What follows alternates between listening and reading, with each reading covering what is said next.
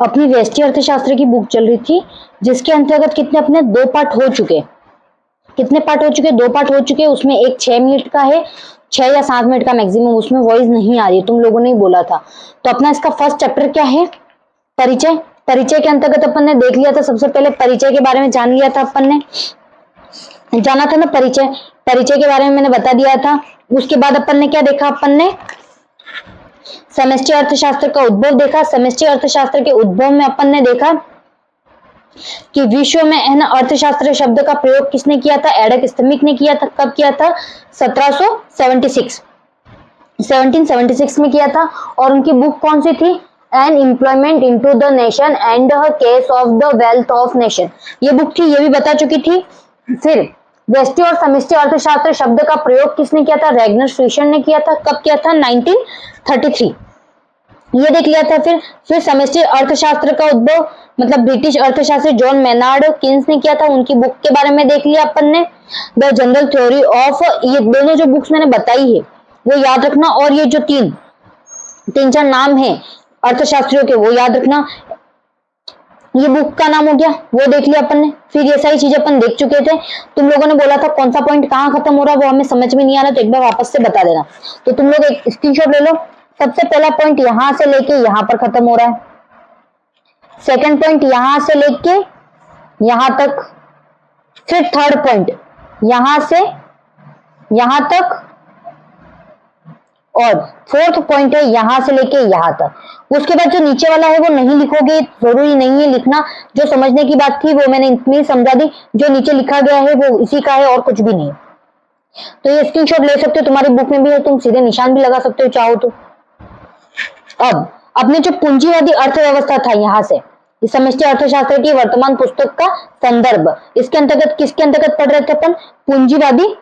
पूंजीवादी देश की अर्थव्यवस्था के बारे में पढ़ रहे थे। वो तुम लोगों को क्या हो रहा था? वॉइस नहीं आ रही थी, तो इसके लिए मैं एक्सप्लेन कर रही हूं ताकि तुम लोगों को वापस से वॉइस आ जाए और समझ में भी आ जाए। ये क्या लिख रखा है यहाँ पर? हम इस पुस्तक में पूंजीवादी देश की अर्थव्यवस्था के कार्य का परीक्षण करेंगे। इससे पहले मैं तुम लोगों को बहुत अच्छे से एग्जाम्पल से समझाती हूँ। हम क्या पढ़ रहे हैं? पूंजीवादी अर्थव्यवस्था।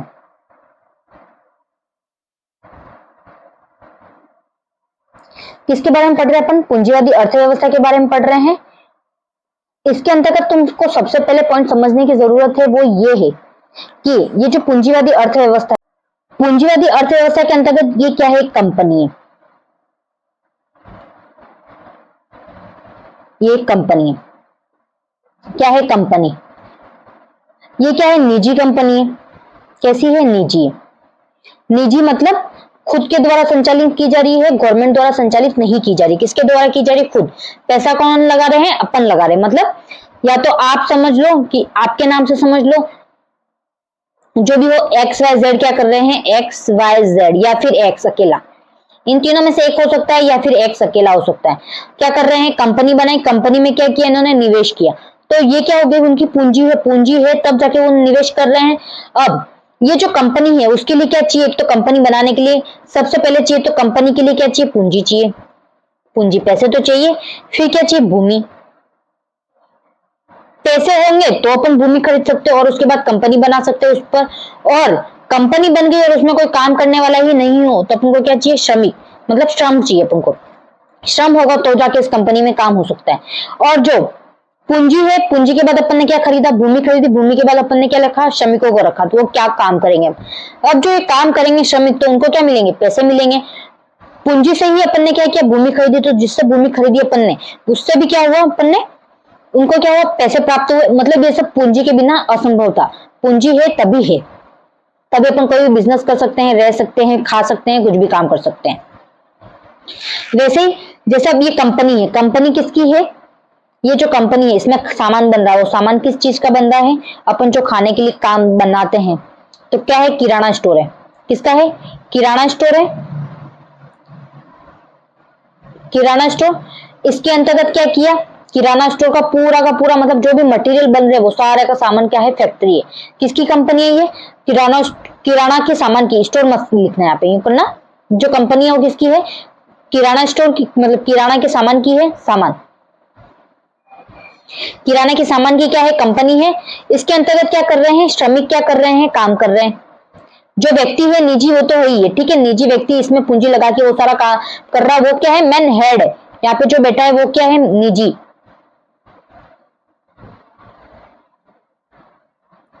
निजी व्यक्ति है जो क्या है, हेड है, यहाँ का मैन है वो निजी व्यक्ति है।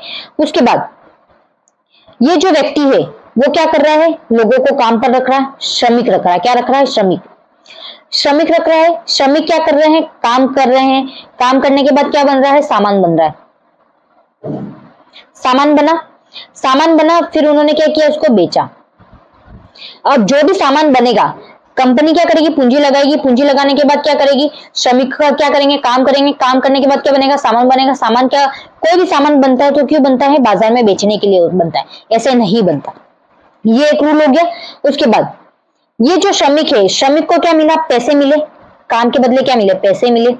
अब पैसे मिले तो ये कहाँ गया, सामान, इन्होंने व्यक्ति से खरीदा, दूसरे व्यक्ति से खरीदा, फिर दूसरे व्यक्ति से खरीदा, दूसरे व्यक्ति से खरीदा, दूसरे व्यक्ति से खरीदा। इसका मतलब ये है कि ये जो कंपनी है, कंपनी का सामान क्या था, बना, किसी ने तो खरीदा, खरीदा तो वो कौन सा होगा, सबसे बड़ा होलसेलर, सबसे बड़ा होलसेलर होगा। उसके बाद वही होलसेलर ने क्या किया, छोटे मात्रा में थोड़ा सामान बेचा, फिर वापस से होलसेल, वापस से छोटे मात्रा में बेचा, फिर वापस से छोटे मात्रा में। तो बिल्कुल ये छोटी शॉप हो गई, मतलब सबसे पहले बड़ी, फिर छोटी, उससे फिर उससे छोटी, फिर उससे छोटी, और फिर आते आते कहां तक आई, हमारे तक आई, कहां तक आई, हमारे तक आई। अब यहाँ पे जो सामान इनको इस कंपनी ने इसको जो 10 रुपए में भी दिया होगा क्या, तो वो यहाँ पर आते आते यहाँ से 10 रुपए में आया, यहाँ से आते आते वो कितने में हो गया, 15 रुपए में हो गया होगा, यहाँ पर आते आते 20 रुपए में, और यहाँ तक आते आते 25 में, और अपने पास आते आते में कितने में हो जाएगा, 30 रुपए। कितना हो जाएगा, 30 रुपए। अब ये जो श्रमिक है, श्रमिक को पैसा मिल रहा है, वो कहां से खरीदेगा, सामान यहाँ से खरीदेगा, जो छोटी स्टोर होगा वहां से खरीदेगा।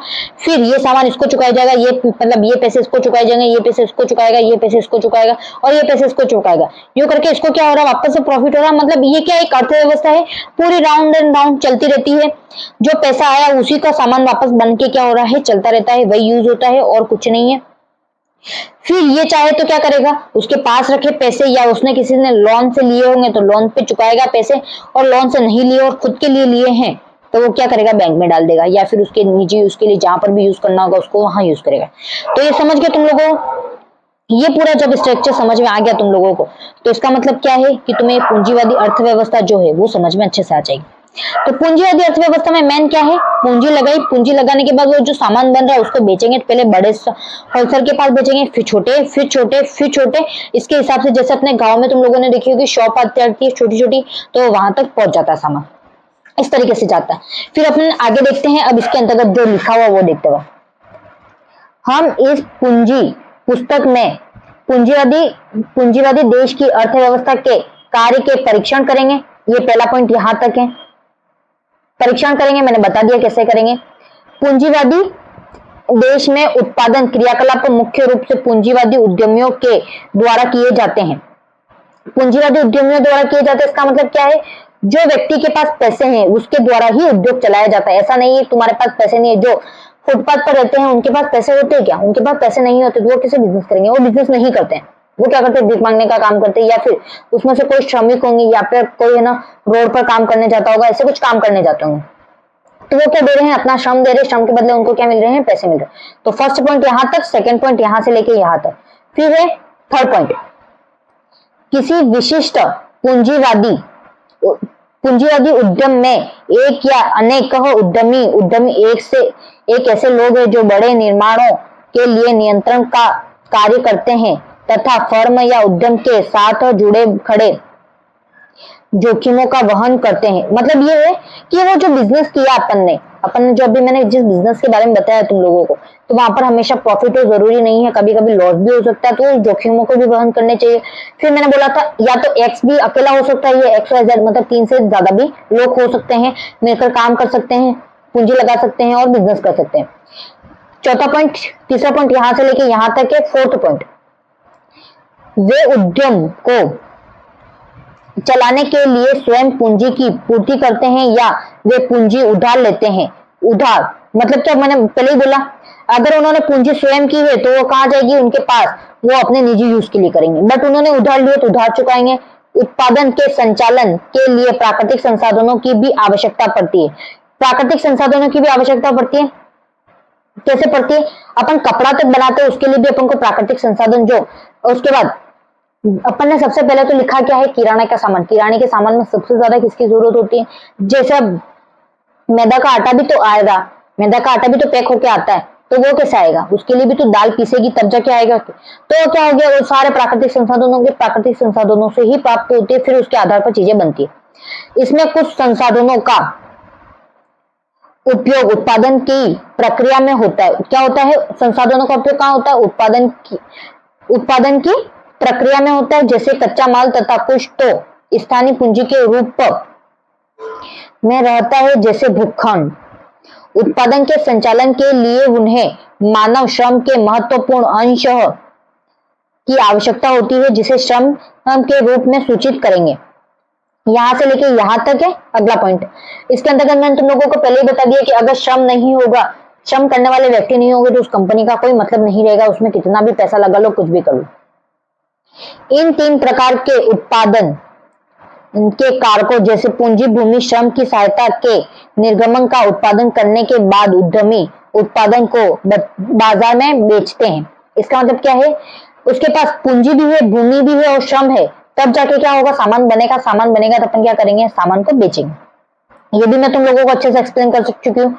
फिर उसमें आगे, इससे प्राप्त मुद्रा को संप्राप्ति कहते हैं। इससे प्राप्त मुद्रा को क्या कहा जाता है? संप्राप्ति। मतलब श्रम, भूमि, पूंजी, भूमि और श्रम से जो प्राप्त किया जा रहा है उसको क्या कहा जाता है? मुद्रा को संप्राप्ति कहा जाता है। इस संप्राप्ति का कुछ अंश भूमि को उसके उपयोग के लिए अधिशोध के रूप में प्रदान किया जाता है। इसी प्रकार कुछ अंश पूंजी की ब्याज के रूप में तथा कुछ श्रम मजदूरी के रूप में प्रदान किया जाता है। इसका मतलब ये है, अगर भूमि खुद की है, खुद की भूमि पर अगर आपने क्या की कंपनी बनाई है, तो तुम लोगों को कोई रेंट देने की जरूरत नहीं है, बट बिजली का बिल वो सब तो देना ही पड़ेगा। तो कुछ कुछ अंश जहां जहां जाएंगे वो जाएंगे ही जाएंगे, ये सारे चुकाने ही है, ऐसी कंपनी नहीं बन जाती। इस लाभ का उपयोग उत्पादक आगे एक नई मशीन खरीदने अथवा नए कारखाने लगाने के लिए करते हैं, ताकि उत्पादन का विस्तार हो। उत्पादन क्षमता में वृद्धि लाने के लिए जो व्यय किया जाता है उसे निवेश व्यय कहा जाता है। इसका अर्थ क्या है? किसके अंतर्गत जो भी किया जा रहा है वो क्या क्यों किया जा रहा है? निवेश के लिए किया जा रहा है। निवेश का मतलब ये है, कंपनी बनाई, कंपनी बनाने में जो पैसा इन्वेस्ट किया गया है उसको क्या कहेंगे अपन? निवेश कहा जाएगा। तो इसका पॉइंट यहां से लेके 3 पॉइंट यहां से यहां तक है। फिर थर्ड, अब नेक्स्ट पॉइंट यहां से लेके इससे लेके कहलाता है इसे, फिर इस लाभ से लेके कहते हैं। फिर ये तो मैंने तुम लोगों को समझा दिया था और यहाँ पर वॉइस भी आ रही है, तुम्हें को बार बार समझाने की जरूरत तो है नहीं, पर मैं वापस एक बार बोल देती हूँ। पूंजीवादी अर्थव्यवस्था की परिभाषा दी गई है। क्या दी गई? इसमें 3 लक्षण निजी स्वामित्व के लिए क्या दिए गए? लक्षण दिए गए हैं। पहला है क्या है? उत्पादन के साधनों का निजी स्वामित्व होगा, मतलब जो कंपनी खुल रहा है उसका स्वामित्व क्या है? निजी है, सरकार की तरफ से नहीं खुल रहा है वो। फिर जो भी सामान बनाया जा रहा है वो क्यों बनाया जा रहा है? बेचने के लिए बनाया जा रहा है। और जो क्रय विक्रय किया जा रहा है वो निश्चित कीमतों पर किया जाएगा, मतलब उनका जो सामान बना है उनकी कॉस्ट आई है, कॉस्ट के हिसाब से ही वो सामान बनेगा। तो यहां से लेके पहला पॉइंट, दूसरा पॉइंट और थर्ड पॉइंट, 3 पॉइंट है। तो तीनों पॉइंट को अपन क्या करना है? थर्ड पॉइंट यहां से लेके यहां तक। और उसके आधार पर क्या दी जा रही है? मजदूरी जिद्दा रही है तो उसे क्या कहा जाएगा? श्रमिकों की मजदूरी दर कहा जाएगा। फिर नेक्स्ट पॉइंट यहां से लेके यहां तक मापदंड से लेके आए। उसके बाद ये लास्ट पॉइंट है, किस अर्थव्यवस्था में फर्म और सरकार के अंतिम दूसरा जो बड़ा क्षेत्र होता है उसे पारिवारिक क्षेत्र कहा जाता है। ये यहाँ तक तो तुम्हारे अच्छे से वॉइस आ रही थी तो तुम लोगों ने समझ लिया होगा, मेरे को बार बार एक्सप्लेन करने की जरूरत नहीं। उसके बाद लास्ट पॉइंट यहां से लेके यहां तक था। अभी भी ऐसा कुछ होगी जो समझ में नहीं आ रहा है या वॉइस नहीं आ रही है तो मेरे को वापस से बता देना। आई थिंक अभी तो वॉइस आ ही रही है। Okay bye.